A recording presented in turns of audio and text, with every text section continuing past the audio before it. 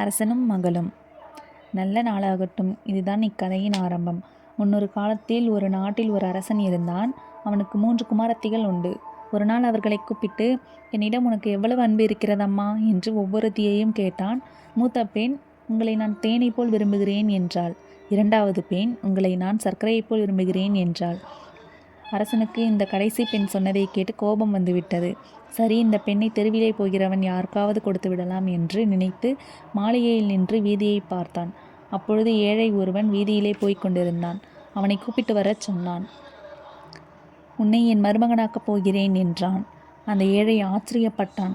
நானும் பரம ஏழை, நான் எப்படி ஒரு ராஜகுமாரியை மணப்பேன் என்றான். அது என்னுடைய விருப்பம் என்று கூறி கடைசி பெண்ணை அவனுக்கு மனைவியாக அளித்து அவளை ஏழை வீட்டுக்கு அனுப்பிவிட்டான் அரசன். ஏழையும் பெண்ணை அழைத்து கொண்டு தன் வீட்டுக்கு வந்தான். அவன் தாய் அவர்களை அன்புடன் வரவேற்றாள். அனைவரும் அன்புடன் வாழ்ந்தனர். ஆனால் பணம் இல்லாமல் பரம தரித்திரர்களாய் வாழ்ந்தனர். அந்த ஏழையோ அன்றாட ஜீவனத்திற்கே போதிய அளவு சம்பாத்தியத்திற்கு திண்டாடினான். அந்த ஊரில் சில வர்த்தகர்கள் தூரதேசம் போய் வாணிபம் செய்ய புறப்பட்டனர். அந்த ஏழையை அழைத்துச் செல்வதாக சொன்னார்கள். அவர்கள் அவன் வீட்டுக்கு கொஞ்சம் பணம் தந்து ஏழையை தேசாந்திரம் போக அழைத்துச் சென்றனர். ஏழையும் தன் தாயாரிடமும் பெண் ஜாதியிடமும் விடை பெற்று புறப்பட்டான். வர்த்தகர்கள் போகும் வழியிலேயே ஒரு இடத்தில் இளைப்பாறை தங்கினர். தாகம் எடுத்தது. அதை தீர்ப்பதற்காக ஏழை கிணற்றுக்கு அனுப்பி தண்ணீர் எடுத்து வருமாறு கூறினர். கிணற்றிலேயே நீர் சேர்ந்தும் பொழுது அதில் இருந்த ஒரு பூதம் தலை நீட்டிற்று. ஏழை அதை பார்த்து நண்பனே என்று சொன்னான். அந்த பூதம் அவன் சொன்ன நல்வார்த்தைகளை கேட்டு சந்தோஷமடைந்தது. இதுவரையில் இங்கு வந்தவர்கள் என்னை கண்டு நல்ல வார்த்தை கூறியதில்லை. நீ நல்ல சொல் சொன்னாய்.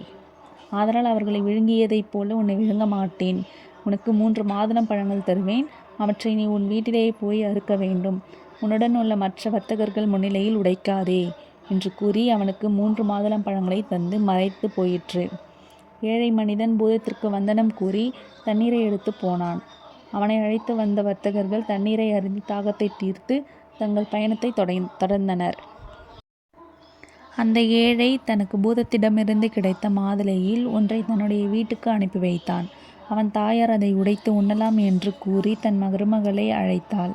இருவரும் சேர்ந்து பழத்தை அறுத்தனர். அதிலிருந்து நல்ல இரத்தினங்கள் உதிர்ந்தன.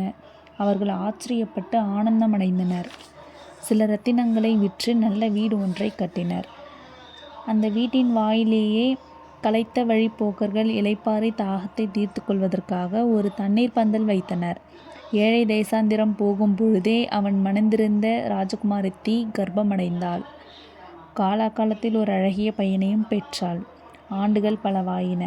தேசாந்திரம் போன ஏழை வர்த்தகர்களுடன் ஊர் திரும்பினான். தன் பழங்குடிசையில் இருந்த இடத்திலேயே அழகிய வீட்டை கண்டான். வீட்டு ஜன்னல்கள் வழியாக பார்த்தான். தன் மனைவியோடு அழகிய வாலிபன் ஒருவன் இருப்பதைக் கண்டான். அவனுக்கு சந்தேகம் தோன்றியது. ஆத்திரம் மூண்டது. அந்த இளைஞனையும் மனைவியையும் கொன்றுவிடலாம் என்று எண்ணினான். அப்பொழுது அவன் மனைவி எழுந்து தன் கணவனை அறிந்து அன்புடன் வரவேற்றாள். என் அருமை மகனே, வா, இதோ பார் உன் தந்தை என்று அருகில் இருந்த இளைஞனை அழைத்தாள். அப்பொழுதுதான் தேசாந்திரம் போன கணவனுக்கு விஷயம் புரிந்தது. அவனும் மட்டற்ற மகிழ்ச்சியுடன் தன் மகளை கட்டி தழுவினான். அவன் தாயும் தன் மகனை கண்ட உள்ளம் பூரித்தாள்.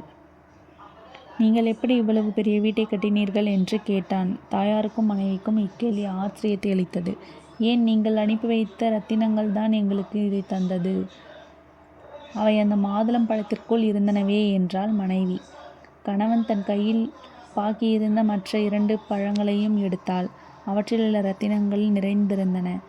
அவற்றை விற்று பணத்தை கொண்டு வந்தவர் போனவர் அனைவருக்கும் உணவளித்து தங்குவதற்கான வசதியையும் ஏற்படுத்தினான். இப்படி பரோபகாரம் செய்தவன் யார் என்று அறிய அரசன் ஆவல் கொண்டான். மாறுவிடம் பூண்டு தன் மந்திரியுடன் அந்த வீட்டுக்கு போனான். அங்கே மற்றவர்கள் போலவே அரசனும் மந்திரியையும் பழைய ஏழையும் அவன் மனைவியையும் வரவேற்றனர். ராஜகுமாரத்தி தன் தகப்பனை அடையாளம் கண்டு கொண்டாள். அன்றிரவு கணவனும் மனைவியும் அவ்விருவரையும் அழைத்து அவர்களுக்கு தனி விருந்தளித்தனர். ஆனால் விருந்து ஏற்பாட்டில் ஒரு பகுதி அம்சங்களுக்கும் உப்பே கிடையாது. மற்றொரு பகுதி அம்சம் உட்பிட்டு நல்ல சுவையுடன் ஆக்கப்பட்டவை. விருந்தினர்கள் முன் உப்பில்லாத உணவு முதலில் வைக்கப்பட்டுள்ளது. அரசனும் உண்ண முடியவில்லை, மந்திரியும் உண்ண முடியவில்லை. அவற்றை எடுத்துவிட்டு உப்பிட்ட உணவு வைக்கவும். சுவைத்து புசித்தனர் விருந்தினர். விருந்து முடிந்து எழுந்தனர். தாம்பூலம் தரப்பட்டது. விருந்து எப்படி இருந்தது என்று வினவினர். விருந்தளித்த கணவனும் மனைவியும், முதலில் வைக்கப்பட்டவையில் உப்பே இல்லை, சாப்பிட முடியவில்லை என்றான் மந்திரி. அரசனும் அவ்வாறே கூறினான். ஆனால் உப்பை போல விரும்புகிறேன் என்றால் மட்டும் சிலருக்கு கோபம் வருகிறது ஏன்?